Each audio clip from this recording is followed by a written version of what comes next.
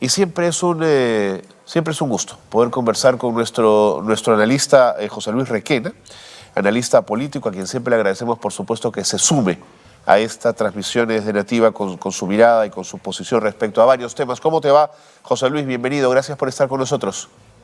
¿Qué tal, Carlos? ¿Cómo estás? Siempre es un gusto, José Luis, gracias por acompañarnos.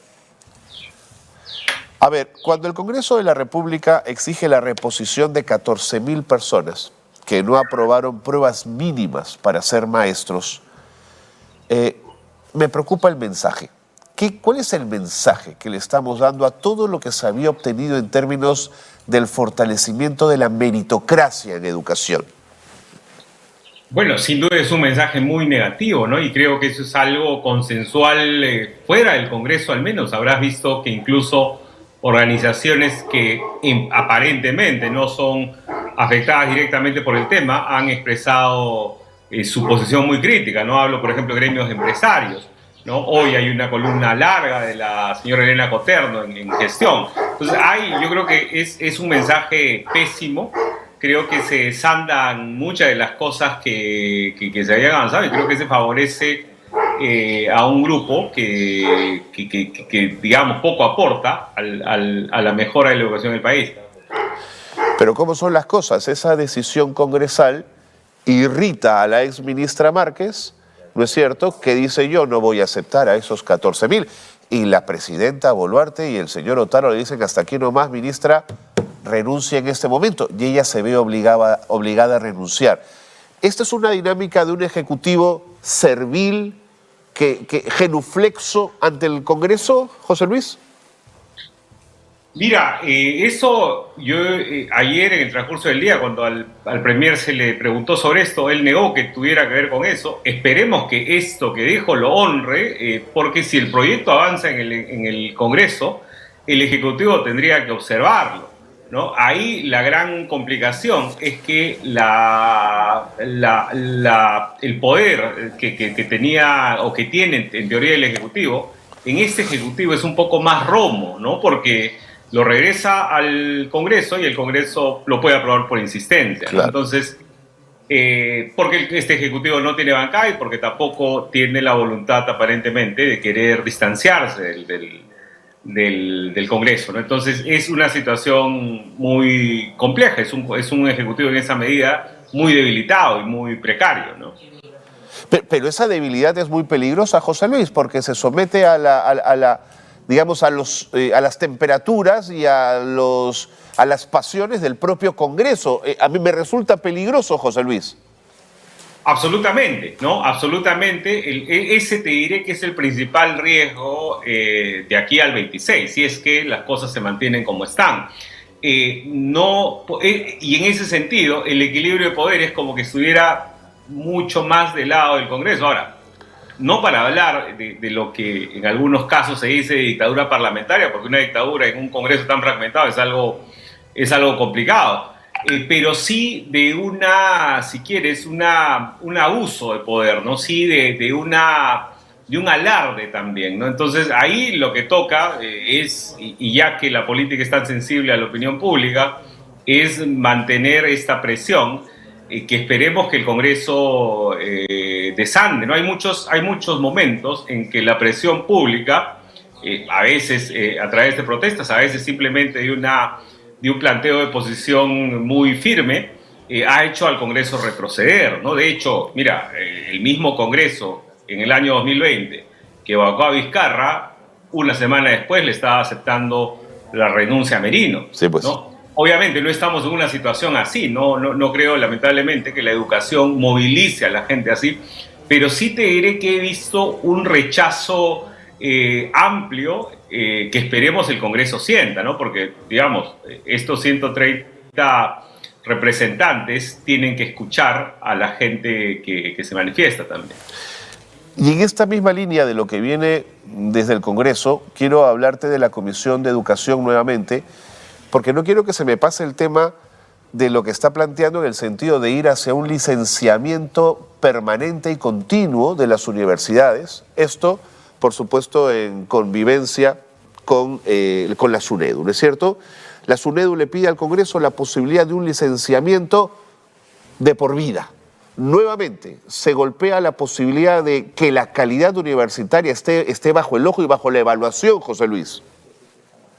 Sí, bueno, ahí, mira, la verdad yo creo que hay que mantener una marcación cuerpo a cuerpo sobre esta comisión, ¿no? Efectivamente, esa es la otra víctima, las dos grandes víctimas de estos tiempos han sido la educación universitaria y la educación básica, ¿no? Yo creo que se había avanzado, obviamente, como todo proceso seguramente requería algunas mejoras, algunos ajustes, pero no llegar a los niveles que se está llegando. No creo que se están desmontando avances importantes que al final de cuentas repercuten en la ciudadanía. No es esto que afecte a algún sector. O sea, creo que el principal afectado termina siendo siempre el educando más vulnerable en el caso de la educación básica, y en el caso de la educación superior es la formación del futuro del país, ¿no? Entonces, son temas muy sensibles, lamentablemente eso no moviliza gente, lamentablemente también hay presiones.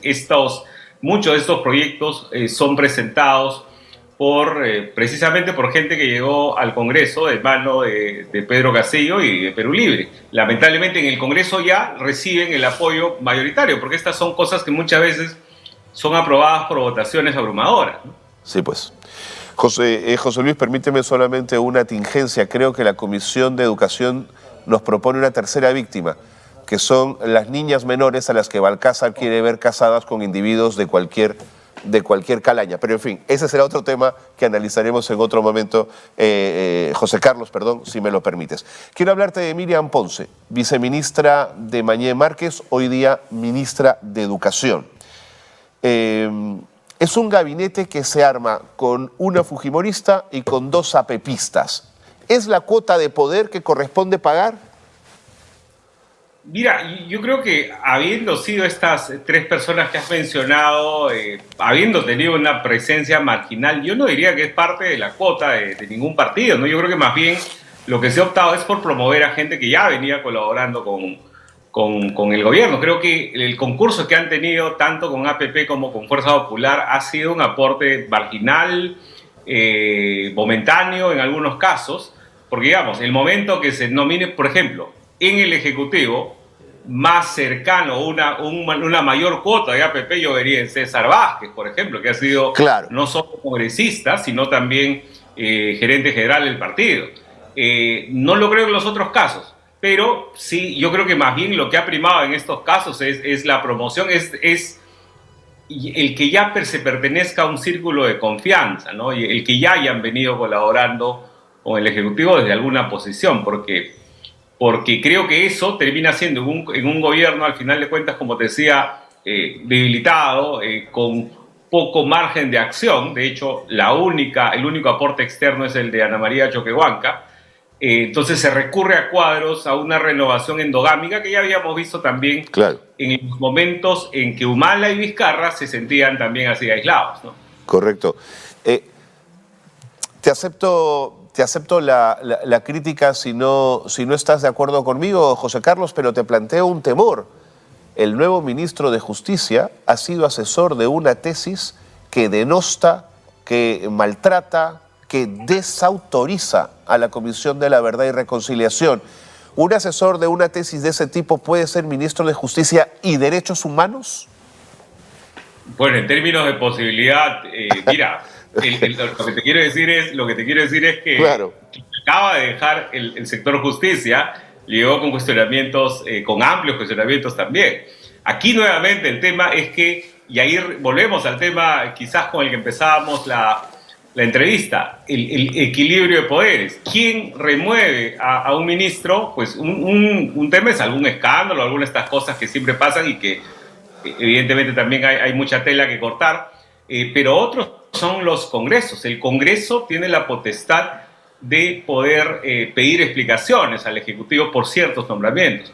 Eso, y acá vamos al lado de lo que se ha mochado en el lado del Congreso, porque si el Ejecutivo no tiene poder para observar, el Congreso tampoco tiene poder para ir, por ejemplo, una censura, ¿no? Ahora mismo están invitando al ministro de Defensa, pero lo más probable es que eso termine en nada. Así es. Porque, no, digamos, en general creo que hay la voluntad de no mover nada. Entonces, estamos en un aconchabamiento que hace efectivamente que algunos por un lado, que algunas leyes se aprueben y tengan, porque los cambios de SUNEDU se han aprobado y ya tenemos varios meses en esta situación. Y por otro lado, que ministros cuestionados se mantengan en el gabinete. Es verdad. Ahora, no quiero que se me escape la idea. En principio, no me parecería mal en tal caso que el gobierno diga mis aliados son el fujimorismo y mis aliados son Alianza para el Progreso. En democracias más adelantadas eso ocurre y se dan la mano y hay una foto, y si no es un cogobierno, digamos, vamos por programas y vamos en estos temas, pero es público y predecible, José Carlos. No esta suerte de ir adivinando en el camino quién está con quién. Sí, sí, efectivamente, y además te diré, mira, yo ayer en otro espacio comentaba que el principal, porque al margen de que se cambien nombres, en general yo creo que la dinámica va a permanecer la misma, ¿no? Y creo que si algo carece este Ejecutivo es un eje, ¿no? La única voluntad que se le ha visto en estos 8 meses que precisamente se cumplen hoy es sobrevivir, ¿no? Y entonces pasas del tema del plan Bukele a la restricción de limones, y todavía como que no hay un eje articulador. El presidente del Consejo de Ministros ayer o antier comentaba, por ejemplo, que se le va a dar mucha plata al sector interior.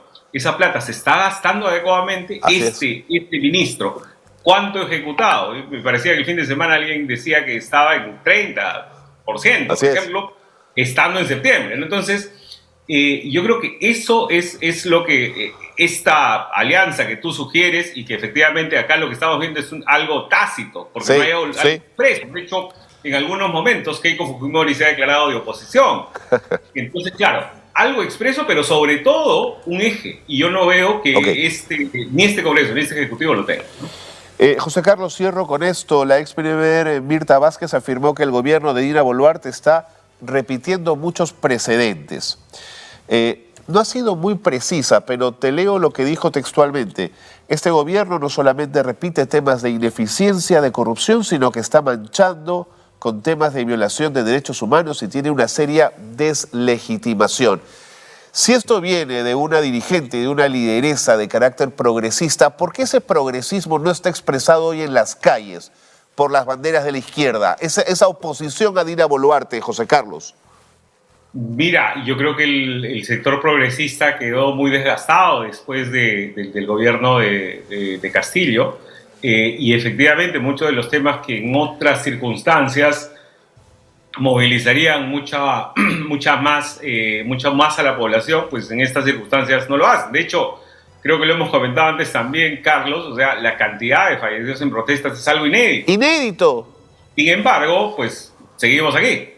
Entonces, yo creo que ese filón está desgastado, y digamos ya a estas alturas, con un gobierno que está cumpliendo hoy 8 meses, pues ya pareciera nuevamente que nos dirigimos a estar en esta situación hasta el año 26, ¿no? Sí, pienso lo mismo que tú. José Carlos, muchas gracias por haber estado con nosotros. Discúlpame que en media entrevista te he llamado José Luis, por favor, perdóname. José Carlos Requena ha estado con nosotros. Encantado. Un gran abrazo, gracias por haber estado con nosotros. Gracias. José Carlos Requena ha estado con nosotros, analista político, autor de varios libros que tienen que ver con la realidad política en nuestro país.